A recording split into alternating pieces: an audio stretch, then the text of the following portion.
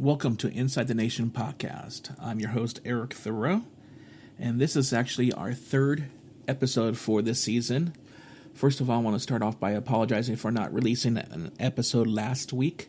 Normally, I'm trying to get this done every week, but unfortunately, I became under the weather last week, so I was unable to record or do much of anything.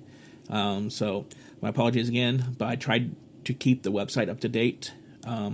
That's basically the best I could have done last year. But last week. I didn't have a voice really to talk. So, anyways, I'm back, and this is our third episode for this week, for this year. And in this episode, we're going to talk about how the Soul are remaining perfect on the season after they just defeated the Baltimore Brigade, and we're going to talk about the Gladiators and where they stand on the season and what's their outlook, and as they go into a bye week. And then plus we're going to go over my 2 cents, which is a new segment I'm trying to launch, is just my 2 cents on the condition of the league and thoughts on what's going on with the league, how it got to be, and what else is going to happen to the league in the futures. Plus we go week 5 completed standings and power rankings updates. So that's what we're going to talk about here on this week's podcast. And once again, if you haven't done so already, I would like to ask for you to follow us on our main account, which is Spreaker. That's Spreaker. It's like speaker, but with the R in there after the P. That's our main account. And if you could, just follow us over there and listen to our podcasts on that platform. We do have other platforms for availability for ease of listen, but that's our main platform. And we'd like to have you follow us. You can follow us on any of the other platforms as well, but Spreaker is our main platform. So let's go ahead and dig into this episode. Okay, so actually I want to make a little correction. First I said that the Soul were playing the Brigade. It's not correct. The Soul were at Cleveland playing the Gladiators, and the Brigade were actually hosting the very first ever home game at Royal Farms Arena, and they hosted the Tampa Bay Storm. So with that said, let's go ahead and take a look at the earlier game, which is the Soul traveling to Cleveland and playing the Gladiators at Quicken Loans Arena. The final score was Philadelphia 69, Cleveland 67. It was a close score game. The second one that Cleveland has had for the second time this year. The first one was being down in Tampa, but that was on the victorious side as they came ahead on that one. In front of an announced 10,389 fans, the Gladiators fell short and basically went to 1-4, and Philadelphia remained their perfect season of 4-0. Now, the record may state that Cleveland is not as good as it seems, but the field performance is getting better. They are getting there. It's just some miscues on some turnovers that caused them that game, basically. It was a back and forth competition, and both teams wanted to win. It was exciting for the fans there, and it just came down to last minute play. So with that said, going into the bye this week, Cleveland, well, it says to me a much needed bye because every other team has had at least one bye already. This is Cleveland's first bye of the year, and they basically have played every single team, with the exception of Tampa Bay. They played twice, at least once. So, with this said, now Cleveland could go into the bye week, refresh themselves, and get better, get healthy too, because they are a slightly depleted team that's coming back. You could tell how when they started out the season, they didn't start so great. They went to 3 straight different quarterbacks to start for them, but I think now they've locked it in. They got Arvell Nelson, who was their starter last year at the end of last year and led them to the conference championship game against the Arizona Rattlers. So they came 1 game short of going to the Arena Bowl last year. And I believe now that they have their main guy under the helm with Nelson, they can only build from that. You got the wide receiver core with Colin Taylor and Arvell Nelson, or that could throw to, and he has done that last year. And you got the new guy, Quentin Sims, who came out last year, debuting in the league, doing pretty well this year. And they're establishing rapport, they're establishing timing. they're getting on sync with one another. So with that said, things are looking up for Cleveland. I know you probably would want to play this game to keep the building pattern, the positivity of the growth of the team to continue going. But I believe this week going to a bye is actually beneficial for them. So with that said, I believe this is going to be the turning block for Cleveland. So Cleveland's ninth man, keep going to the games, keep showing up, and let's just keep cheering on the team. And I believe they're going to turn the corner. They are turning the corner, and they're going to be strong. So nothing we can say about if they're going to win this week because it's a bye week. So, but with that said, now let's move on to the Philadelphia Soul, who did defeat them. The Soul seemed like to be the same old Soul. No pun intended with that.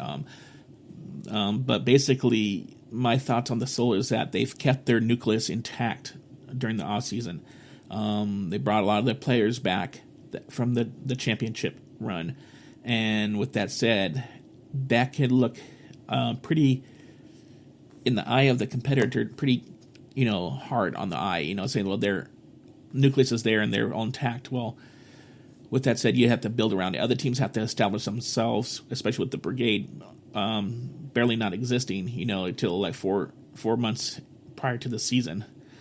So once things get going and we're basically entering the halfway point of the season already, I believe things are going to catch up. The Soul's momentum may slow down a little bit, or not necessarily slow down to get a loss or start losing games. No one could say that. But maybe slow down as far as for being so consistent and other teams picking up spots and be able to come together on their own side and join, into making the games competitive like the way Cleveland did. Only losing by 2, and there were some tough calls in that game that could have gone either way. But anyways, who knows what could happen with the Soul. And they hopefully could continue the path. The Soul this week host the Baltimore Brigade again. This is the second time the Brigade will be coming to Wells Fargo Center. Of course, the first time was during their home opener for the season, and they got to, lift the championship banner up in the rafters at Wells Fargo Center. And so we'll see what can happen. In that game, the Brigade did suffer some serious injuries, including to their star receiver, Reggie Gray, who I guess has been reported that it was a clavicle injury that sidelined him and has continued to sideline him until who knows what's going on. I know reports have been floating away in the internet world on social media that Reggie Gray posted a picture of his jersey hanging up in his locker room and basically saying that this is maybe the end of his career. I highly doubt that. I know that Reggie takes everything and he lays it back and just plays it for what the situation is at that time. But I also know deep within his heart that he has a love and true passion for this game. If he's able to come back, he will possibly come back.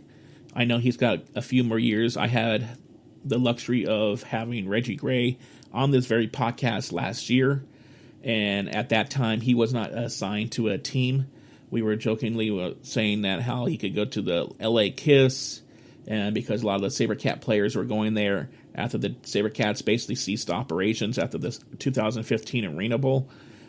He went to Jacksonville, where there were a couple of SaberCat players that went there, got picked up in free agency. So, and he went and competed there. And he did that basically towards the end of the season, but he did do it, and he got picked up by Jacksonville and went into the playoffs. And he was a key component to the playoff run for Jacksonville.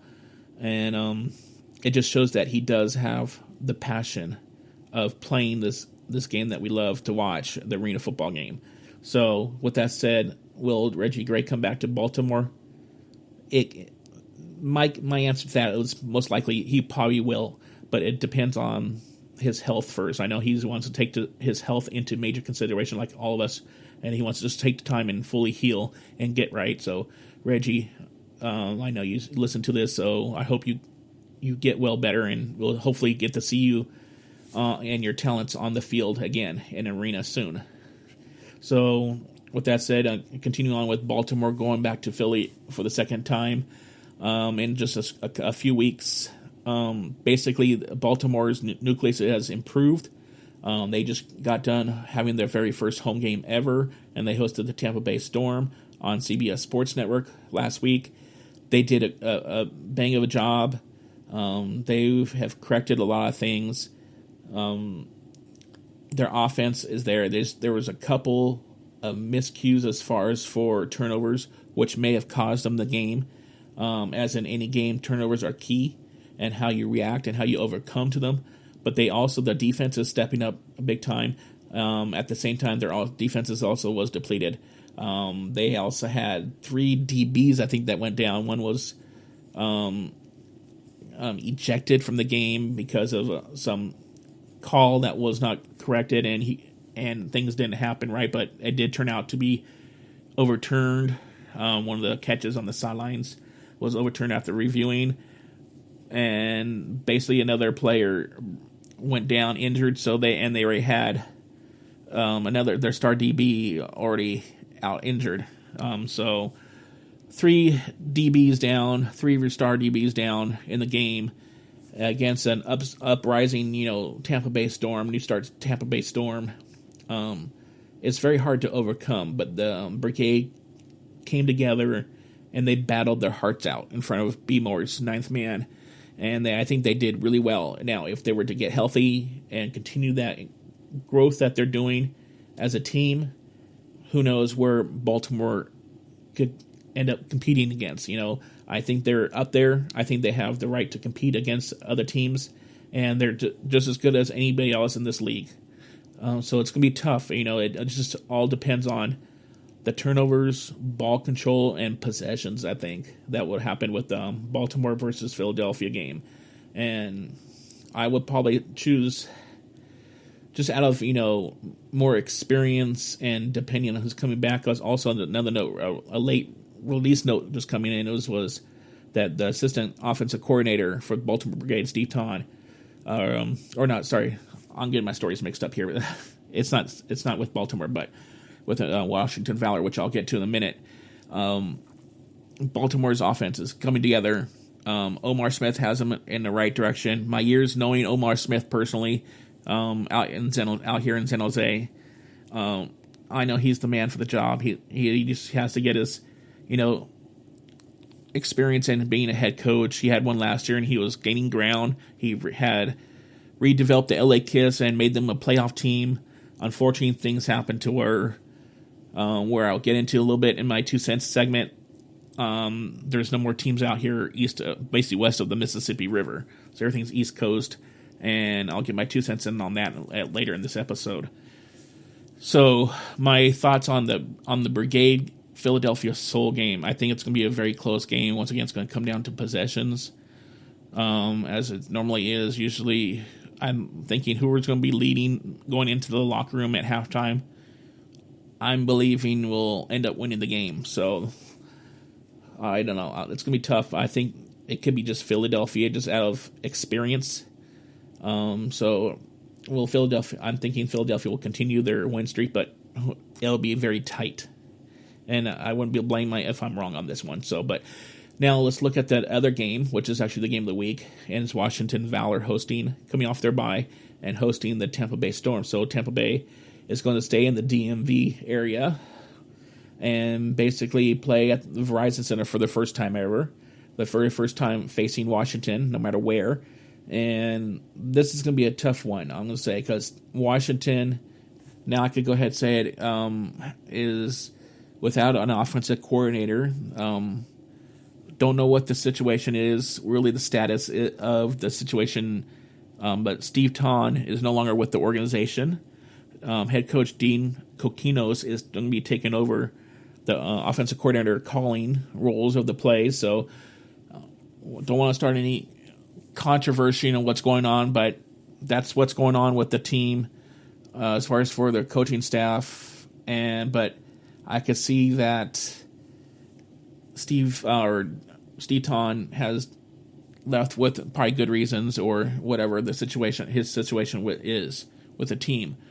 Dean Kokinos is probably took the whole bye week to completely straighten things out with Washington getting back on the right track as they were when they started the season out. They do have a great nucleus of team. They have to just get probably a little bit more protection, work on protection, and for Eric Meyer. I noticed that during the last game they played, they didn't really have too much protection, pocket protection for Eric Meyer. I'm not sure how free Eric is as far as for scrambling upon sometimes, because I know when he was with the Cats, he did have some scrambles, and it did extend drives. It did extend plays, and he even went and scored touchdowns. And he does have a big heart, because he even came into the Arena Bowl game against the Jacksonville Sharks, and even though he was slightly injured, he got injured on a few plays towards the end of the game, and he still came in, and he still wanted to play, and he ran in for like a 15-yard touchdown run, which wasn't easy, and he still did. So he does have a big heart. I'm not sure what kind of freedom he has from Coquinos as far as to run when he sees open field or what. But yeah, the main thing is protecting Meyer. If Meyer does get the protection or better protection than he has had the last two games, I believe, and that will minimize his turnovers, because Myers is an accurate passer. He doesn't normally make mistakes like the turnovers. So if the Valor minimizes the turnovers this week against Tampa Bay, they could come out better. I'm not sure about winning, but I know they'll come out better, and they'll put a lot more points on the board.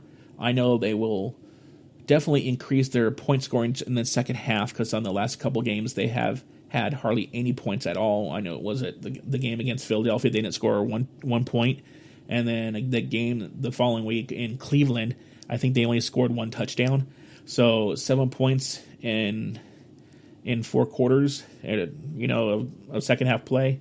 That's not like in any AFL team. So I know that's not going to happen this week. I know they'll be putting points, and they'll be loaded, and they'll be eager to go. They'll explode for points. Tampa Bay is definitely going to be prepared for that. Tampa Bay has gotten a new defensive player, Paul Stevens. He is from the Orlando Predators. He played his heart out for Orlando, for O-Town. He was one of the main nucleuses of the defense DBs in O-Town last year. He's a great player. He's got some speed, so he could make coverage, and he could pick up ground on the receivers, and he knows how to read receivers. He's got pretty good experience in this league. But Valor do have tall receivers, so that's the only thing that can happen with Eric Meyer. So if Eric Meyer can throw into the pocket and make connections and get the ball into the hands of his tall receivers, it could probably be beneficial. But Tampa Bay's backfield has been on fire lately. They've been a little bit stronger in their defense. Can they hold it up? Who knows? They are a team that's pretty healthy as of right now. I haven't read too much about any injury reports with them, but with that said, can Randy Hippier on the offense keep putting up points for Tampa? So that's the only thing. And I know Tampa's nucleus of wide receiving core will definitely be there and put pressure on the DBs for Washington. So with the Washington Valor hosting the Tampa Bay Storm, will this game go into overtime? No, that's one thing. Will it be a last-minute thing? I think this game could be last minute up to the end of the third quarter, and then by the fourth quarter, I think this is where one team will start to slowly pull away, and then the team that does pull away will be the victorious team at the end. I'm up in the air on saying who's going to win. If I look at it, I think possibly Washington could come up and win this game. It'll be close, but it's up in the air really on this one. And with that said, with 5 teams in this league, it's always hard to do because the competition and the player pool is tighter. Even when the season started, the player pool is just so much tighter and so much more, competition out there with the more talent going to such a smaller field team. They're not as spread out. So it's just tough. It is tough to come up with this, and that's all I gotta say. So my thing is, Valor will win over the Storm. And then the Soul will continue being perfect, but not without extreme difficulty. So that's what I'm going with right now. And of course, Cleveland has the bye week to continue getting healthy, and then Cleveland come on strong. So now let's go ahead and take a look at the standings and the power rankings for Week 5. As of recording this, there's a question into how I come about with my power rankings. But first, let's go ahead and let's say what they are. The power rankings I have are Philadelphia Soul, number 1. Of course, they're undefeated. Tampa Bay Storm, number 2. They only have 1 loss, and they look pretty strong and pretty competitive, pretty much of a formidable team. They're on the completely opposite track of where they were this time, definitely last year. I believe they already won more games than they had all season last year, so that's definitely cool. So Ron James is doing a great job down there. Number 3, I had the Baltimore Brigade. Just how they played last week. They played strong. They came back. They nearly beat Tampa Bay Storm, but Tampa Bay Storm just got the last edge with like 5 seconds left in the game. Scored that last touchdown, but Baltimore shows that they have improved, especially from an organization standpoint, to where they were just only started 4 months prior to the season kicking off. So with that, you gotta give them much credit for that and where they're at. But like I said, there's only 5 teams in this league, so really the only 2 real teams that are really dominant are Philadelphia Soul and Tampa Bay Storm at this point. Baltimore, Washington, which is number 4 in power rankings, and Cleveland number 5, are all basically neck and neck. It's hard to say, but I choose the Baltimore over Washington, even though as far as for a standings point, Washington is actually over Baltimore. And then, of course, Cleveland only has one win, and they have 4 losses because they've had the fortune of having no byes until now this week. So this week they will have their first bye, and then every single team will have a first bye. Will get a clear picture on a more equal level playing field on where the teams stand. I believe those 3 teams are pretty much equal. I believe from looking at things, Baltimore is gaining ground, but Cleveland is also gaining ground, and the pace of those 2 teams gaining ground is favoring more Cleveland than it is Baltimore. I believe just because you have more of an experienced core group of people, of receivers there in Cleveland with Quentin Sims, and then you have Colin Taylor, CTE on the other side. So, and then Arvell Nelson was the quarterback ending last year. So, with that kind of nucleus, and if their offensive line still protects, and then you got the dangerous threat of Arvell running the ball in as he did a few times last week. And he does have speed, and he could get that done. That could be the dangerous component right there where it could lift Cleveland. Now, like I said, they're on a bye, so this could also help them out, rest, get their bushings together. Whoever players are out injured, continue getting healthier. Players from last week's game who got banged up, they could get healthy. So when they come back into camp, into practice next Monday, who knows? It'll be interesting, but I think the level of improvement or the pace of improvement between Baltimore and Cleveland is favoring more Cleveland. With Washington, they had a bye week, so yeah, they have levels of improvement, but going into their bye, they were not looking so good. Like I said, they didn't score for the past 2 halves, the second half twice in the last 2 games they played. Philadelphia didn't score anything, so it's tough. They were, I guess you could say, are going on a downhill slope, but we'll see what happens this week when they host Tampa Bay, how well they came out of their bye, and what kind of improvements they made. So with the power rankings, it's Philadelphia Soul 1, Tampa Bay Storm 2, Baltimore Brigade 3, Washington Valor 4, and then Cleveland Gladiators 5, but that's a very close 5 to number 4. It's very close.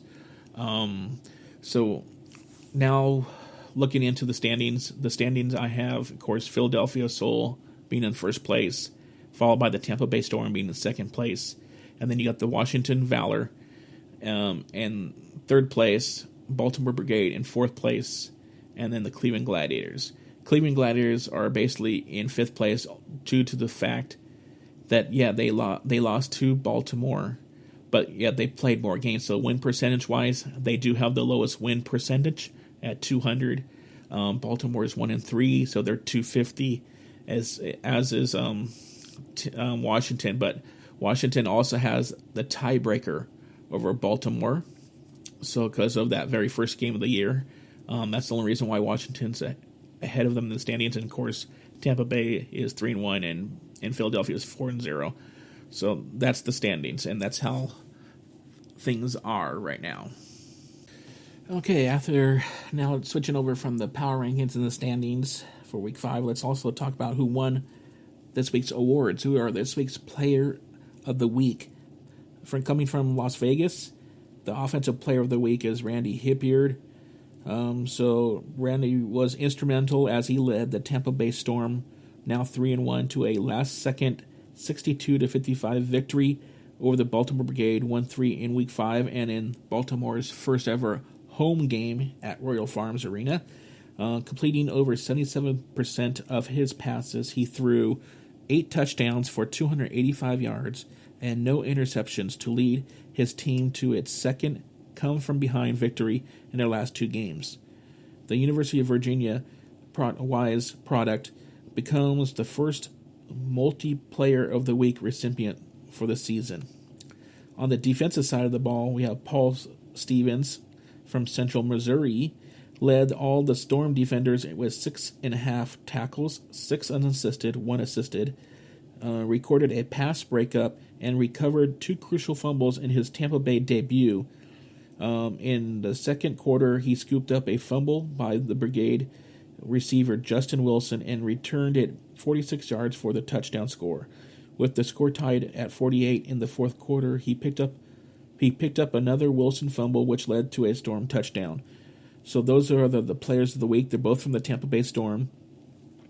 Previous winners include Mike Washington from Washington Valor, offensive, and Tampa Bay's Caesar Rayford, defensive, in Week 1. In Week 2, Philadelphia's Darius Reynolds for Offensive Player of the Week, and Baltimore's Dexter Davis Jr. for Defensive Player of the Week. Week 3, Tampa Bay's Randy Hipyard, Offensive Player of the Week, and Defensive Player of the Week was Alvin Ray Jackson. In Week 4, Philadelphia's Ryan McDaniel for Offensive and Dwayne Hollis Defensive. So this is actually like the third time that the Players of the Week have come from the same team. So now we're going to go and talk about a little bit to end this podcast off on my 2 cents on what I think of what's going on in the league, and just give a little background on how did the league get to where it's at right now. And all this information is basically public knowledge and public awareness. It's just, if you do a little bit of research, you can find this information out. Getting to a part where the league went down in 2008, but in 2007, former Commissioner David Baker was trying to centralize the business model for the league. And at the end of the 2008 season, they tried using the economic environment as a reason to shut down doors, but it was not that. They tried to form a single entity business model. There were 3 owners who were leading that charge, and I believe it was the 3 owners who were trying to lead that way were Craig Spencer from the Philadelphia Soul, Jim Ranucci from the Columbus Destroyers, and I believe, who was it? I can't think of the third person, but there was 3 people that were leading the way to try to centralize the business model. And now that the business model is to the single entity structure that it is now, we have gone down to the way it is, to where we think it is. Who was it? Oh, okay, I got the information here. Looked it up. Driving the single entity effort were 2 former and 1 current AFL owner. Columbus Destroyers owner Jim Renacci, who was also the vice chairman of the league's executive committee back in 2008, Shai Anderson, who was the chief operating officer of the Dallas Desperados and the son-in-law of the Dallas Cowboys owner Jerry Jones, and then Craig Spencer, co-owner of the AFL champion Philadelphia Soul, who is still part of the ownership group today. So they were the three people who were driving the force to the single entity effort. Now, Jim Renacci, Shai Anderson are no longer part of the league. Craig is still part of the league, but when the league did come back in 2010 and did launch its single entity effort, Craig Spencer was not part of it. The Philadelphia Soul were not part of it. They came back in 2011 like the Kansas City Brigade, but the Brigade chose to rebrand themselves to the Kansas City Command, and then the San Jose SaberCats also came back in 2011. So now the thing about the single entity, what it does for a sports league, allows it to centralize costs. And where does it say? It says the single entity ownership structure as planned by the league is to restructure as is defined as for a for-profit league that owns and controls all member clubs. So basically, each of the club ownerships have an investment in the league and have a part stake in the league. Investors then purchase shares in the overall league, like I just said. This means that each investor purchases an equal stake in the performance of each club. The business advantages of a single entity structure include lower operating costs, better risk allocation, and an exemption from Section 1 of the Sherman Act. The Section 1 exemption allows a single entity league to unilaterally set ticket prices, pool broadcasting and licensing rights, and allocate player contracts among teams. One of the target market areas where a single entity AFL would lessen competition is the market for arena football player labor. Back prior to the year off in 2009, AFL clubs competed with one another to sign the best player they can get, and that's how the league was so dominant. That's how the league was so successful back then. But now the players have to go and sign the contract with the league office, and then they get assigned to teams. And the teams do pick them up, but they are paid and employees of the league. So basically each team, part of their budget goes to playing the players, and the players get paid equally, and the money gets diversified to the players equally. Sort of with the exception of the quarterbacks who get a little bit higher pay. But pay we're not going to talk about. Now, from my understanding on how a single entity is when the league did come back, they're trying to say the economic situation or the economic environment is what caused the league to suspend action. It did not fold. It did not suspend action. Yeah, it did file for bankruptcy in the Chicago courts, and it got reclaimed by Arena Football One LLC. But with that said, it came back with more teams than I think it could handle. It invited their AF2 teams to come up, and they came from smaller market teams, with the bigger teams having to choose to support these smaller market teams. That's why some of the teams did not return, like Casey Wasserman from the LA Avengers, Tom Benson, New Orleans Voodoo, Art Blank with the Georgia Force. John Bon Jovi didn't come back because he didn't want to say that, and that's part of the reason why the Philadelphia Soul had to wait an extra year to get restructured with their ownership group and what was going on with them. Mike Ditka and the Chicago Rush didn't come back right away. Who else didn't come back? Pat Bowen and John Elway of the Colorado Crush. So those were some of the groups that did not come back, and they chose not to come back because they did not see that being the right fit for them. Mainly, they did not want to support, have to come back in the single entity and support for smaller market teams and ownership groups that were not financially able to support themselves with the bigger market teams. The cost of doing business in bigger markets is higher, and the smaller market teams probably cannot handle that. So that's the one reason why it came out to where they came back with like 17 teams, I believe, with 2 of them being expansion. The 2 expansion teams were the Dallas Vigilante and the Jacksonville Sharks. So it comes down to financials. The teams, the ownerships were not bad, but what caused them to be depleted and to probably not keep up was the fact that they were taking care of other teams, and it caused it to hurt. So the start off of the league, coming back and bringing these AF2 teams, which were the Bossier Shreveport Battle Wings, the Alabama Vipers, the Oklahoma City Yard Dogs, Tulsa Talons, Spokane Shock, Iowa Barnstormers. They were all from the AF2, and they brought them up. The ownership groups of these teams could not afford to stay strong. After the first year, I know that some of the AF2 teams did buy in and try to compete and bought into the bigger market names, like the Bossier Shreveport Battle Wings became the New Orleans Voodoo.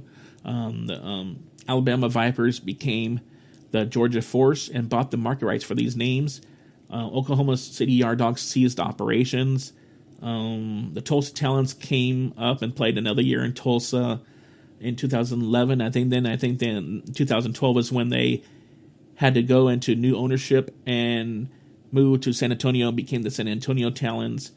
So in Spokane stayed in Spokane, Iowa stayed in Iowa. Oh, and the upstart Utah Blaze name was actually from the Utah Valley Thundercats or Thunder Bears, were not an AF2 team, part of the AFL. They were actually part of the American Indoor Football Association, or the AIFA, which folded.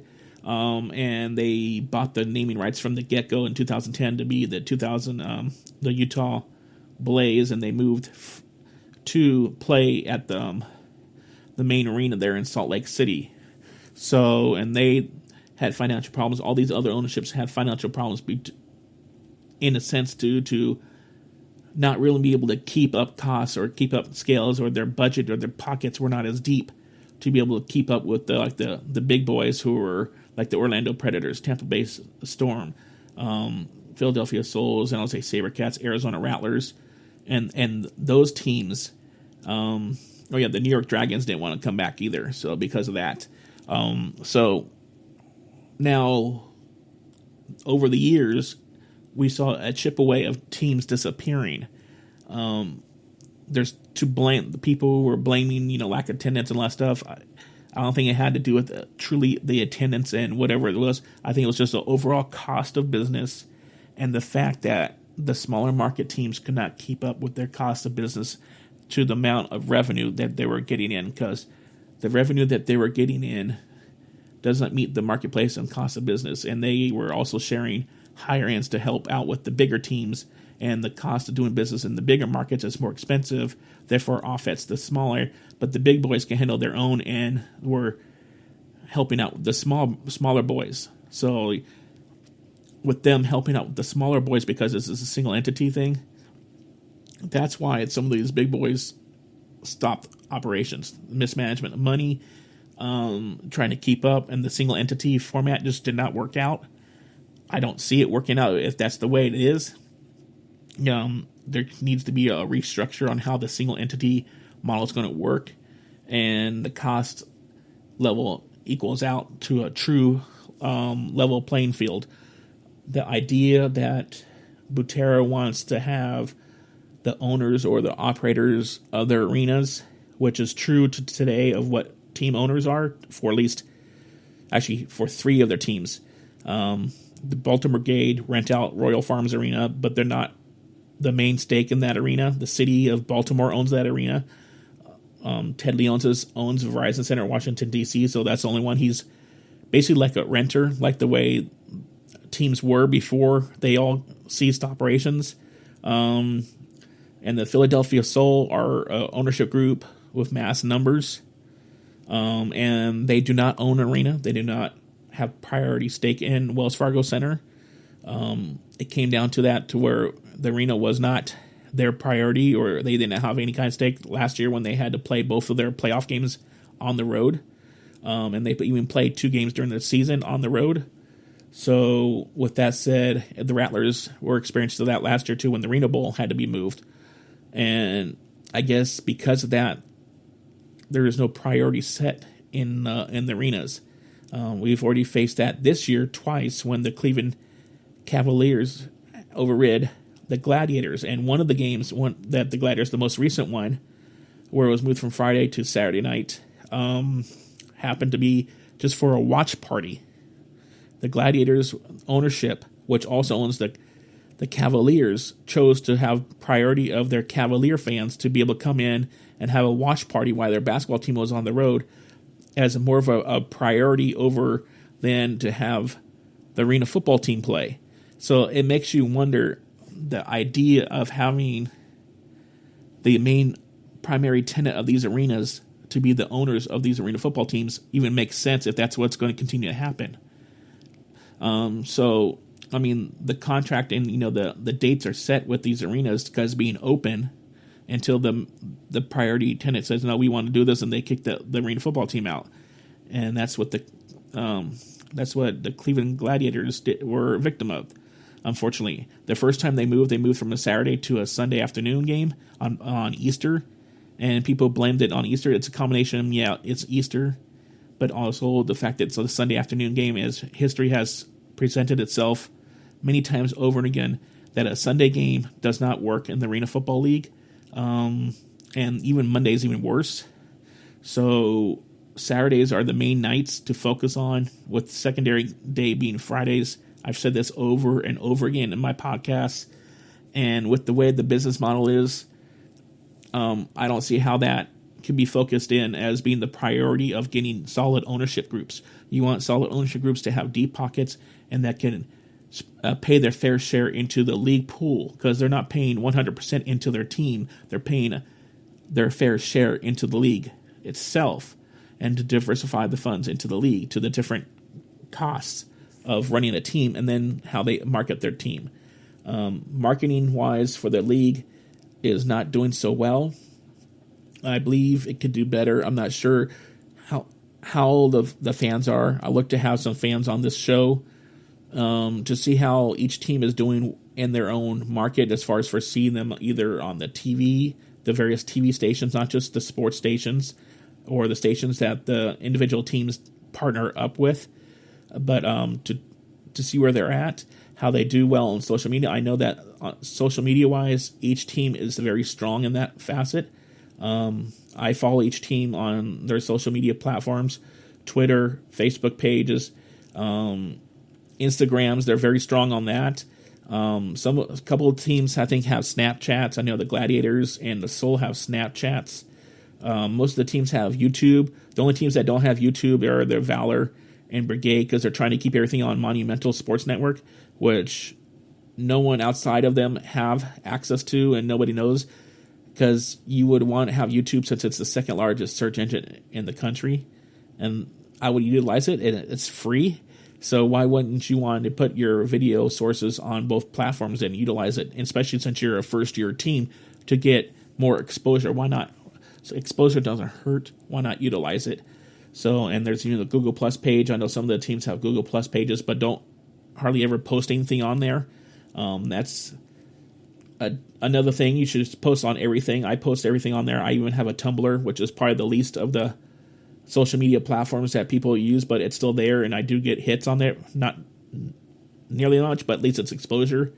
So there's a lot of work that still needs to be done with this league. Going to focus on primary arena owners is not the only key that Butera needs to look for ownership. I believe that if an ownership group that has deep pockets, has a solid relationship with their arena, and is playing fair ball, why not have an ownership group that's outside of owning an arena or being management of the arena? So we'll see what happens until next year. If things were to transpire with any expansion for next year, I think things would have happened already. Announcements would have been made already. I'm sure there's probably teams out there preparing for expansion and to play next season, but there hasn't been any official announcement. From what I've gathered, that they want to try to get 3 teams next year. I know St. Louis was the main priority, to work with the St. Louis Blues and to play at the Scott Trade Center, but there's 2 other arenas there in St. Louis they could work at, but the Scott Trade Center is the main arena, of course.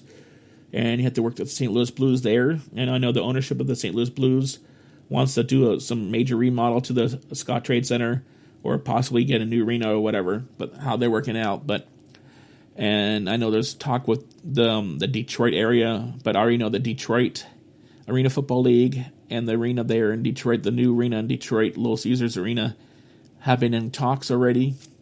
But the management company that's going to manage the arena for both the Detroit Pistons and Detroit Red Wings, who are now going to be sharing an arena, don't want to have any new attendants, permanent attendants there for at least the first 2 years of operations, just to see how things are going. So we won't see arena football back in Detroit till at least probably 2020, maybe 2021, if it were to happen at all.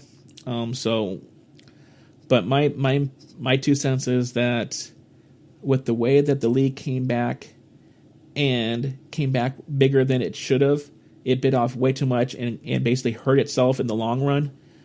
I know money that was being in by the former Commissioner Kurz was being the same money that was going out, so he was basically breaking the bank even.